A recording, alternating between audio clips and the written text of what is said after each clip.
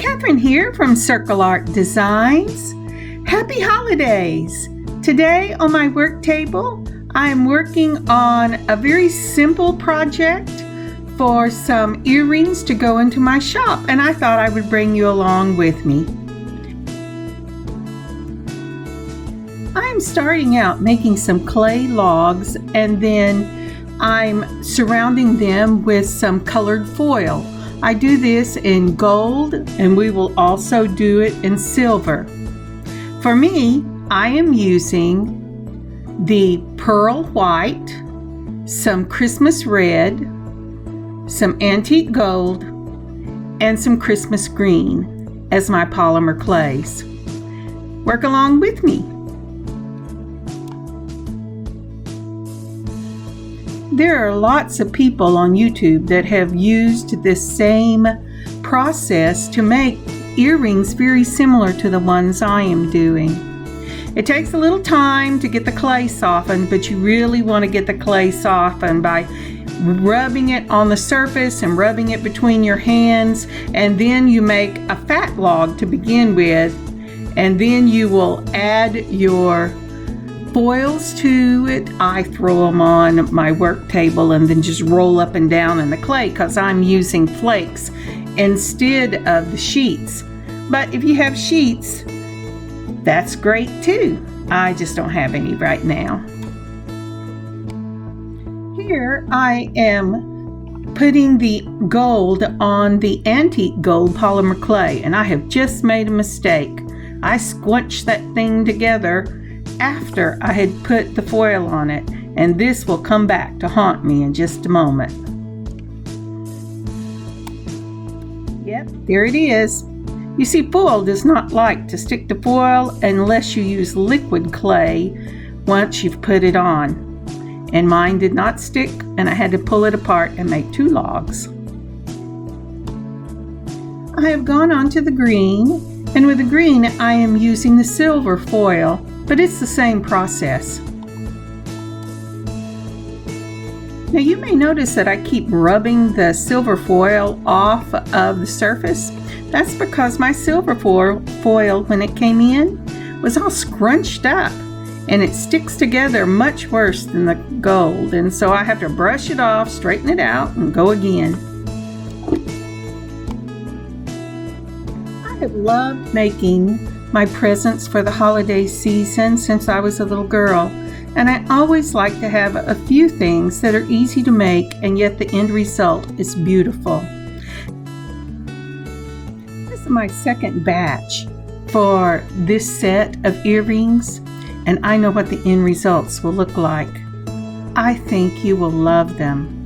I know I do. While we're finishing up with the green clay, please take a moment and like and subscribe. Thank you so much.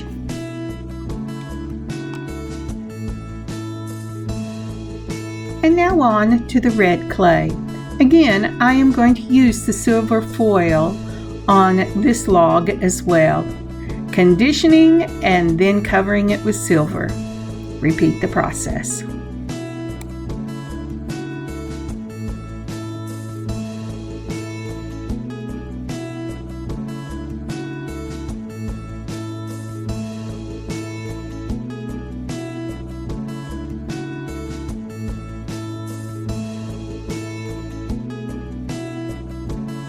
Once we have all the logs ready, I stack them next to each other. There's really no way to stack them, no right way, because you're just going to cut them and pull them apart. But I'm a very visual person, so I stack them up, I look at the colors, I restack them. What about you? Are you a visual person as well? I bet you are.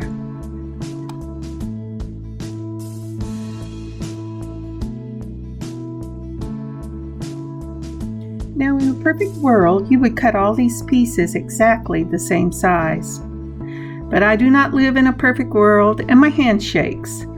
And I have found that it doesn't really matter because you're going to be making them into a slab, and everything evens out in the end.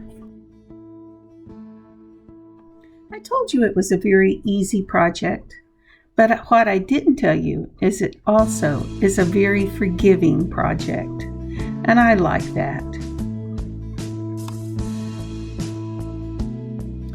So the next part is to separate all these little pieces that we have cut.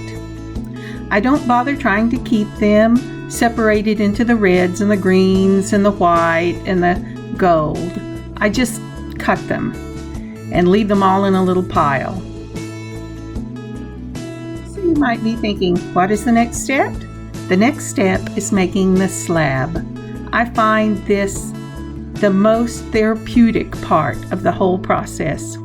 You take all these beautiful colors and randomly stick them together until you have made a little lump on your tile.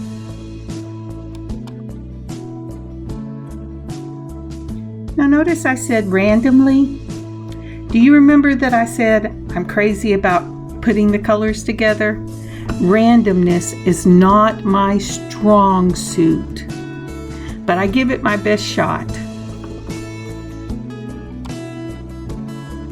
For the next step, you're going to need a roller or something that you can roll with. I have used biscuit cans. I have used vegetable cans. I have used, if I put something over it, my cookie roller. But I have a clay roller that I use. Just look around and see what you have. Now I'm ready to use my pasta machine. I will put it in on a number 1 setting and then put it through vertically and then horizontally.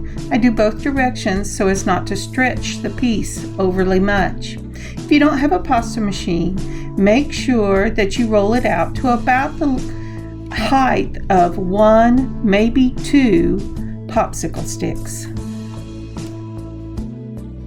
When that is done, I take my knife and I go along the edges of the piece to straighten it out. I hate rugged edges.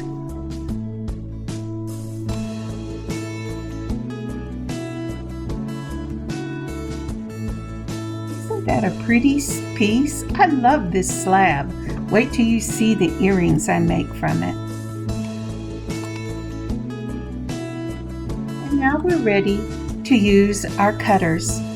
I have picked a Moroccan cutter for this particular slab. I've also made a previous slab and used others I will show you at the end.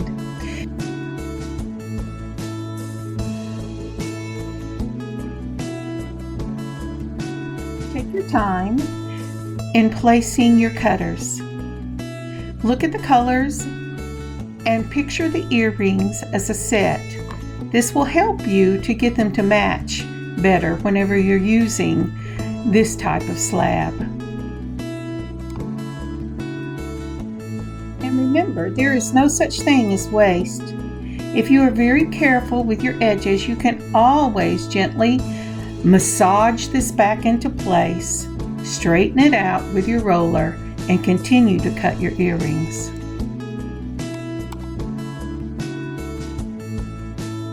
I wish I could remember where I got these cutters. They're called Moroccan cutters, and I just love them. I thought for this piece in particular, they would make a nice antique Christmas ball shape.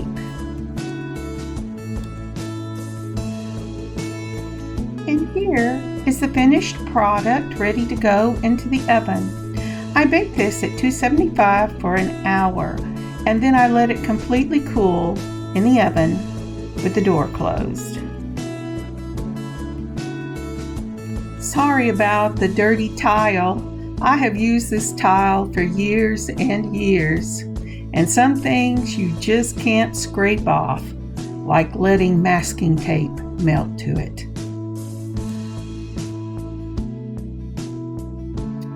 I use snowflake charms on these as hangers. I put UV resin on them and secured the snowflakes with the UV resin. I love the shine. But you could also drill a hole and use the snowflake charm as just an added charm to the top of the earring. Either way, they are lovely.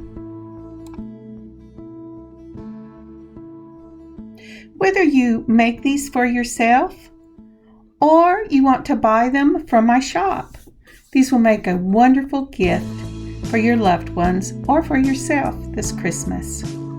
I'll leave the link below.